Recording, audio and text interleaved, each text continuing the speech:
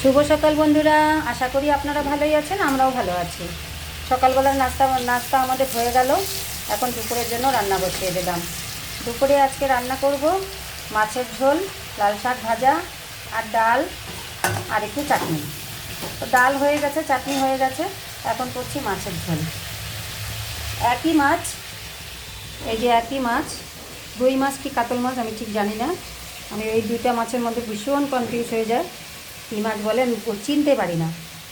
এই যে মাছটা ভেজে নিয়েছি, আর এই যে আলু দিয়ে মাছের ঝোল করব, আর একটা করব ডাঁটা দিয়ে আলু দিয়ে মাছের ঝোল। এই ডাঁটাগুলো আমার ভাগ্নি নিয়ে এসেছে ওদের বাড়ির থেকে। তো ভাবছি ও ডাঁটা দিয়ে একটু পাতলা করে মাছের ঝোল খেতে বেশ ভালো লাগে না, কিন্তু আমার বৌমা আর আমার ভাগ্নি মাছের ডাঁটা খায় না। তো ওদের জন্য এই যে আলু দিয়ে শুধু ঝোল করবো, আর আমাদের জন্য ডাঁটা দিয়ে করবো। তো আপনাদের কার কী রান্না হচ্ছে অবশ্যই জানাবেন।